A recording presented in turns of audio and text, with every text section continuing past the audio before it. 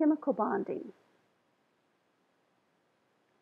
Let's review mixtures and pure substances.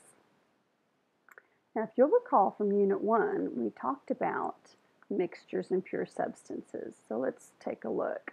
Pure substances are just compounds or elements, like sodium and chlorine, which makes salt, or H2O, which makes water, and helium and nitrogen are examples of elements. Mixtures are just a mix of pure substances. So if we take the two compounds, salt and water, and mix them together, we get salt water. It's a mixture. So with mixtures, you can have a mix of two or more compounds, or compounds and elements, or two or more elements. Valence electrons. Valence electrons are electrons in the outer energy level. Now, why would I have an E with a minus? Because electrons have a negative charge.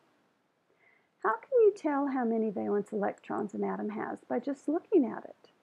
Well, we can't actually see an atom, but we can look at the periodic table. So if we look at the periodic table, we would look at the group number.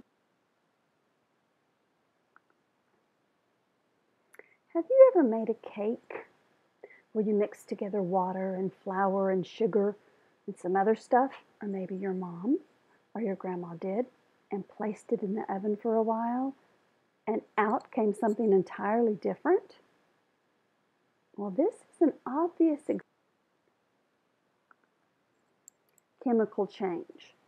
So why would I say it's an obvious example? Think of all the different examples or different things that we could look at to see if there was a chemical change that occurred. You'd have the smell of it. You can always smell a cake baking.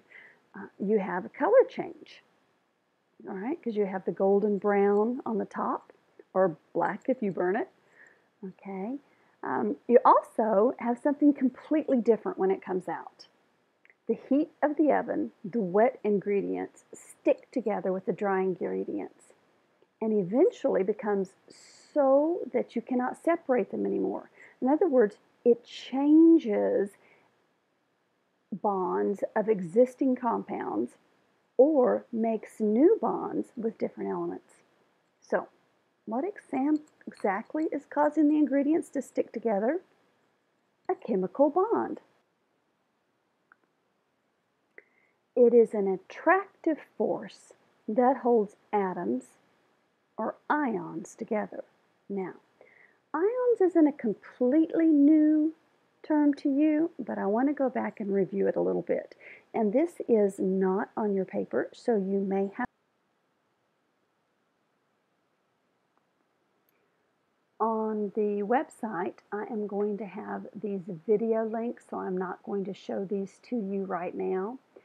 But I would like for you to go back and watch, especially the first one, What Are Ions?